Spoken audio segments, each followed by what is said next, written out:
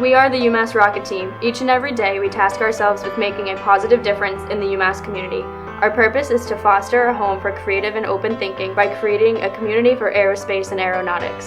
Rocketry is fun, but if you don't know how to get started, we're a good place to stop by and spend some time. We want to help others realize what an important investment space is. From technology to communications to the military and transportation, a lot of everyday workings are in some way related to aerospace and aeronautical engineering.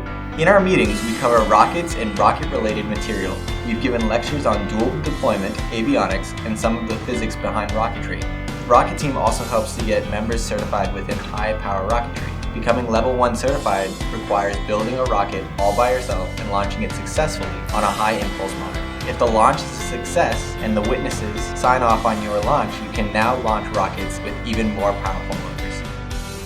Each year, the UMass Rocket Team engages in the Student Launch Initiative. It's a year-long competition put out by NASA in conjunction with the National Association of Rocketry, where we compete against dozens of other colleges and universities across the country. If we do well enough, we have the opportunity to launch a rocket in Huntsville, Alabama. Each year we're given 3 new experiments to choose from, and we need to design an entirely new launch vehicle to suit it. Last year, we were tasked with making a roll induction system. It was pretty effective. This year, we've decided to make a rover. It needs to be able to survive the whole flight of the rocket, and then, upon landing, wait for a remote command from us. Once it receives and interprets that, the rover will deploy from the rocket, move 5 feet away, and deploy its solar panels. Another major component of the competition is the outreach. This is our opportunity to engage with the local community and to expand the love of rockets and space to the next generation. Most often, we meet with students in the kindergarten through 8th grade range, with our most recent trip being with the Jackson Street Middle School. We encourage students to explore the fundamental concepts behind aerospace mechanics while obtaining a level of excitement through paper airplanes and bottle rocket launches. The students and faculty involved really enjoy our presence, and we look forward to building a professional relationship with them for years to come. Every rocket begins with an idea. This year we decided to design a 6-inch diameter rocket, one which was large enough to house the rover. One of the challenges we faced was that the rocket became too heavy under a full fiberglass build, and we realized we had to go with a different material for the airframe. We decided upon blue tube, a type of vulcanized cellulose. Although not as strong and requiring more processing, we tested it and made sure it would be strong enough for our applications. We also had to make sure that our fins were going to be effective, seeing as we were making them larger than normal. We used various CAD and CFD simulations to modify the shape and airfoil. To further strengthen the rocket, we fiberglassed it after filling in the grooves. This was the first time we've done that, but the booster section turned out with phenomenal success. Another big part of the rocket is the recovery system.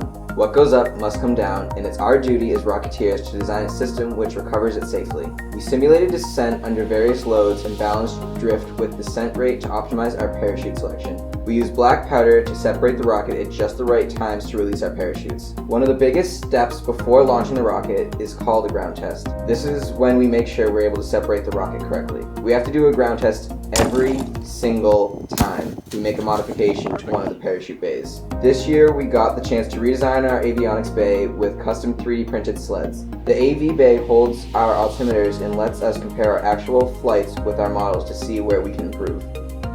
Throughout the year, we give updates to NASA through presentations and reports. It's our responsibility to explore all options and to justify the decisions we make. We also need to make sure that we're satisfying all of NASA's requirements, which often leads to some innovative designs.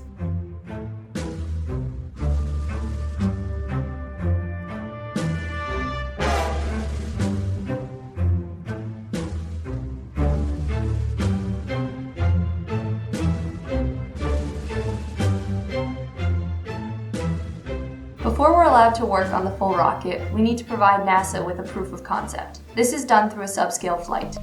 Our subscale performs so well that we had the chance to launch it several times. A lot of work goes into launching a rocket. Sometimes it doesn't pan out on the first run.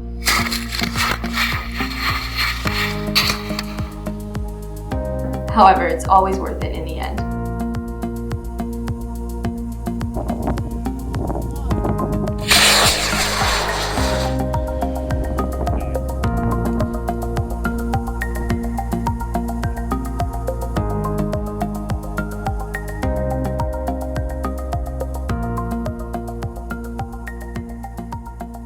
I joined the UMass Rocket Team because I've always been passionate about rockets and the aerospace industry, and this was a great way for me to get hands-on experience.